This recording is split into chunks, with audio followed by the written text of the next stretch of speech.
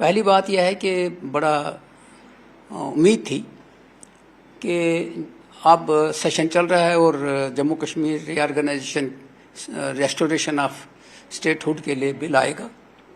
کل جب بل پیش اس میں ایک بزنس دیکھا، اس میں بل تو تھے 3-4 بل تھے، اور جو بل کیا نام ہے اس میں آئے ہیں اب کسی نے پڑھا نہیں. جب اس میں سوشل میڈیا پہ آئے یا پیپر میں آیا تو پہلی دفعہ لگا جب گورنمنٹ بل لاتی ہے تو وہ پاس کرانے کے لیے لاتی ہے، چاہے وہ کچھ بھی ہو. لیکن پہلی دفعہ لگا پارلیمنٹ میں بل پاس کرانے کے لیے نہیں بلکہ سلیکٹ کمیٹی کو بھیجنے کے لیے. اس کے نیچے جب لائن پڑھی تو انہوں نے اس نیت سے نہیں لایا کہ ان کو پاس کرنا ہے، اس نیت سے لایا کہ اس کو سلیکٹ کمیٹی میں لٹکا کے رکھیں گے. تو مجھے ذاتی طور پہ بڑی مایوسی ہوئی کہ کوئی سمجھ نہیں آیا کہ یہ لوگوں کو بیوقوف کیوں بنا رہے ہیں.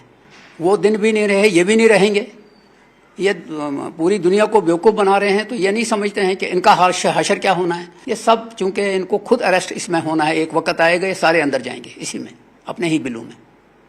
تو کہیں نہ کہیں ڈس اپوائنٹمنٹ ہے کہ آپ کو لگ رہا تھا کہ بالکل ڈس اپوائنٹمنٹ ہے. کوئی ان سے توقعات نہیں ہے. ہم کو ہے ان سے وفا کی امید، جو نہیں جانتے وفا کیا ہے.